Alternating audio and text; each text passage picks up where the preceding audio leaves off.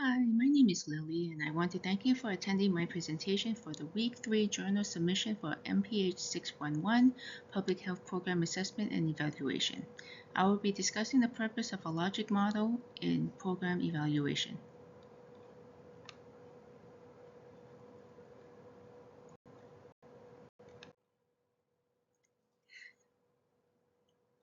The program summary for street medicine in California is a small but growing part of the California healthcare landscape since the early 1990s, with providers delivering health and social services to people experiencing unsheltered homelessness in their own environment tailored to meet their needs and circumstances.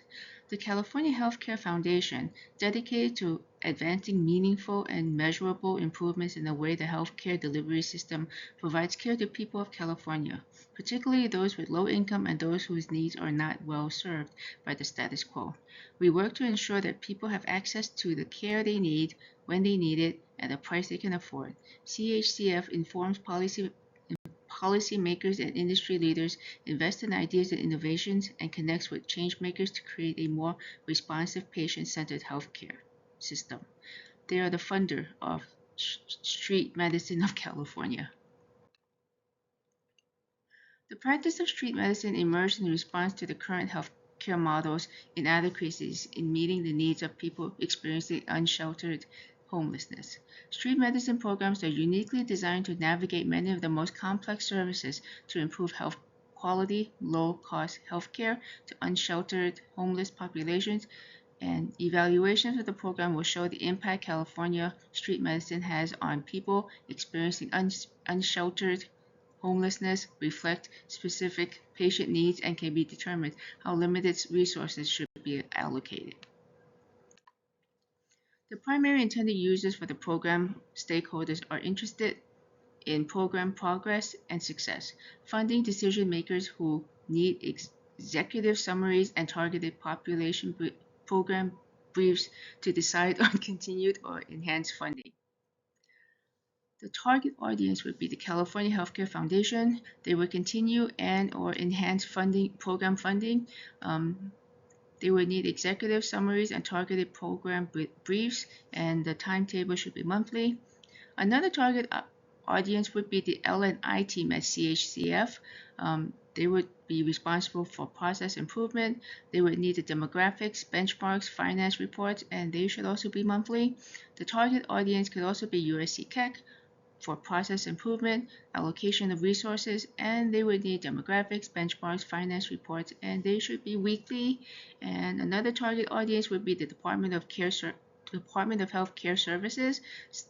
Basically, the objective is the status of managed care services implemented and the barriers that they could have encountered, and the timeline. And they also need logistics and provider reports, and they should also be monthly. The logic models are valuable because they communicate a program's purpose and expected results. They also describe the actions expected to lead to the desired results become a reference point for everyone involved in the program. Logic models can improve program staff expertise in planning, implementation, and evaluation. They can also involve stakeholders, enhance resource commitment, incorporate findings from other projects, and identify potential obstacles. This is a very busy logic model, but I will go through each step and hope it comes together. The input. The California Street Medicine in California receives funding from CHCF, Medicaid, local and federal funds. They also partner with local healthcare providers and community leaders, and the last input will be staffing. The funding should lead to staff training as well as promotional activities.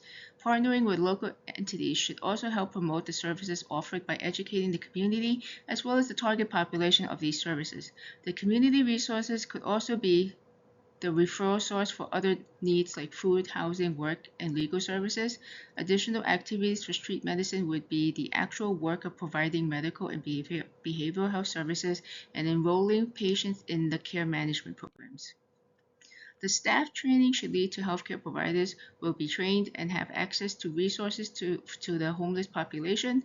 The promotion of services should lead to patients receiving services which might include ancillary services for food, housing, and etc.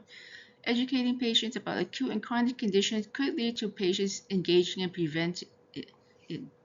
prevention and continued care, and the ancillary service could be taken advantage of. The activity of offering ancillary service could result in patients receiving these services and establishing care, and the activities of providing care and case management should lead to patients receiving care. The outcome. The short-term outcome would be the target population becomes aware of services offered and become open to receiving them. The short term could also include the target population engaging in receiving screenings and immunizations. Intermediate term would be the target population receiving care services, enroll in care and